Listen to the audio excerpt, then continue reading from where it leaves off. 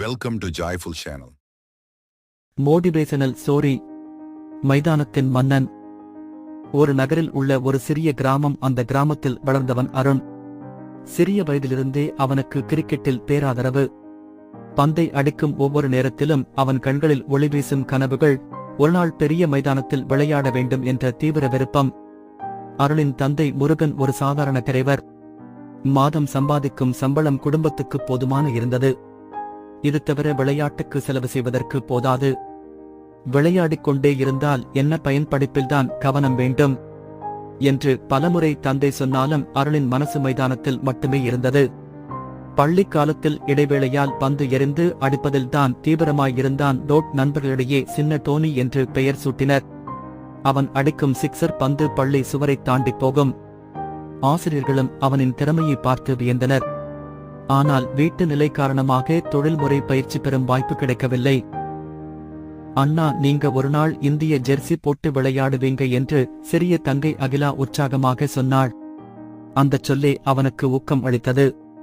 12ஆம் வகுப்பு முடிந்ததும் குடும்பச் சூழ்நிலை காரணமாக கல்லூரிக்கு செல்லாமல் அருகிலுள்ள மெக்கானிக் வேலைக்குச் சேர்ந்தான். காலையில் வேலை, மாலையில் கிரிக்கெட். பலமுறை வேலை முடிந்து வியர்வையில் நனைந்து கொண்டே மைதானத்தில் ஓடிப்போனான். அப்போது அருகிலுள்ள மாவட்டத்தில் நடைபெறும் கிராம லீக் போட்டி பற்றி தெரிந்தது. பதிவு கட்டணம் 500 ரூபாய். அந்த தொகை கூட அவனுக்கு பெரும் சிரமம். ஆனால் அவன் நண்பர்கள் சேர்ந்து பணம் கொடுத்து அணியை உருவாக்கினர். அருண் கேப்டன், நீங்க தான் நம்ம டீம்பின் ஹீரோ என்று அவர்கள் முடிவு செய்தனர். போட்டி தொடங்கிய நாள்.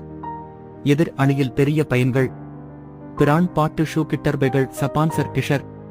ஆனால் அருணும் அவன் அணியும் சாதாரண சட்டை கிழிந்த பெண் போட்டு இருந்தனர்.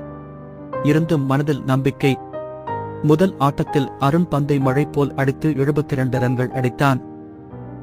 கிராம மக்கள் ஆச்சரியத்துடன் இந்த பையன் பெரிய வீரன் ஆகப் போகிறான் என்று கைத்தட்டினர்.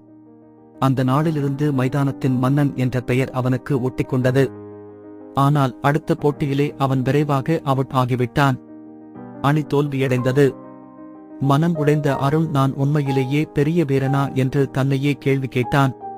அப்போதே அணியின் மூத்த வீரர் ஒருவன் சொன்னான், வெற்றி மட்டும் இல்ல, தோல்வியும் வீரரை வளர்க்கும். நீ நம்பிக்கை இழக்காதே. அந்த வார்த்தைகள் அவனின் மனதை தீண்டும் விதமாக பதிந்துவிட்டன. அருண் வீட்டில் பழைய கிரிக்கெட் பந்து வாங்கி தினமும் பழகத் தொடங்கினான். மழை பெய்தாலும் வெயில் அடித்தாலும் அவன் சோர்வடையவில்லை. ராத்திரியில் கூட சுவரில் பந்தை எறிந்து பவுன்ஸ் எடுத்து பேட்டிங் பயிற்சி செய்தான். மெல்ல அவன் பெயர் மாவட்ட அளவில் பரவியது. அடுத்த ஆண்டு டிஸ்ட்ரிக்ட் லீக் போட்டிக்கு அவன் தேர்வானான். அங்கேதான் உண்மையான சவால்கள் காத்திருந்தன. டிஸ்ட்ரிக்ட் போட்டியில் முதல் முறையாக அருண் ஒரு ரனவுட் தவறால் விமர்சனத்துக்குள்ளானான். ஊடகங்களில் கூட இவன் இன்னும் தயாராகவில்லை என்ற விமர்சனங்கள் வந்தன. அவன் மனதில் மிகுந்த வேதனை. அப்போதே தந்தை முருகன் முதன்முறையாக அவனை அணைத்துக் கொண்டு சொன்னார், அருண், நீ அடிக்கடி கிரிக்கெட் விளையாடுவதை நான் தடுத்து வைத்தேன். ஆனா உன்னுடைய கனவு பெரியது. தோல்வியால் உடையாதே. உனக்காக நாங்கள் இருக்கோம். நீ மைதானத்திலே உன் ஆட்டத்தை நிரூபி. தந்தையின் அந்த வார்த்தைகள் அருணுக்கு புதிய சக்தியை தந்தன. மறுபடியும் போட்டி. அருண் அந்த நாளில் அபாரமான செஞ்சுரி அடித்தான். எல்லா பத்திரிகைகளும் அவனை பற்றி எழுதியது. பேட்டையில் அருண் மைதானத்தின் மன்னன். அவனது ஆட்டத்தை பார்த்த ஒரு மாநில தேர்வாளர் இவனை மாநில அணிக்கு பரிந்துரை செய்ய வேண்டும் என்றார். அருண் மாநில அணியில் தேர்வு ஆன நாள் முழு கிராமமும் கொண்டாட்டம் செய்தது. பட்டாசு வெடித்து நம்ம பையன் இந்தியா போகப் போறான் என்று மக்கள் சொன்னார்கள். மாநில அளவிலான போட்டியில் அவன் ஒருமுறை 145 ரன்கள் அடித்து மேன் ஆஃப் தி மேட்ச் பட்டம் பெற்றான். ஊடகங்களில் அவன் புகைப்படம், தொலைக்காட்சிகளில் அவன் பெயர். கடைசியாக தேசிய அணிக்கான தேர்வு. ஆயிரக்கணக்கான வீரர்களில் இருந்து சிலரை மட்டுமே தேர்ந்தெடுக்க வேண்டும். அருண் முழு மனத்துடனும் ஆடியான். அவனது பேட்டிங் ஸ்டைல், பந்துவீச்சு மற்றும் தலைமைத்திறன் எல்லாம் குழுவை கவர்ந்தன. அந்த நாள் வந்தது. தேர்வு பட்டியல் வெளியானது. பட்டியலின் நடுவே அருண் முருகன் ஓல் ரவுண்டர். அருண் மகிழ்ச்சியில் கண்ணீர் வடித்தான்.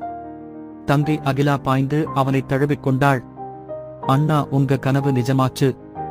நீங்க இப்போ இந்தியா ஜெர்சி போட போறீங்க. முதல் சர்வதேச ஆட்டத்தில் இந்தியாவுக்காக விளையாடிய அருண் கடைசி பந்தில் அடித்த சிக்ஸர் மூலம் வெற்றியை தந்தான். முழு ஸ்டேடியமும் அருண் அருண் என்று முழங்கியது. தொலைக்காட்சி செய்திகளில் அந்த நாள் தலைப்பு: ஆத்தூர்பேட்டையின் சாதாரண இளைஞன் இன்று மைதானத்தின் மன்னன். வாழ்க்கையில் சிரமங்கள் எவ்வளவு வந்தாலும் கனவுகளை விட்டுவிடக் கூடாது என்பதை அருணின் வாழ்க்கை சொன்னது. குடும்பம், நண்பர்கள், உறுதி, இவை இருந்தால் எந்த கனவும் வெற்றியாக மாறும். அருண் இன்றும் ஒவ்வொரு கிராமத்திலும் சென்று குழந்தைகளிடம் சொல்லிக் கொண்டே இருக்கிறான். மைதானம் உங்களுக்காக காத்திருக்கிறது. உங்களின் கனவுகளை விடாதீர்கள். ஒரு நாள் நீங்களும் மைதானத்தின் மன்னர்கள் ஆகப் போறீர்கள்.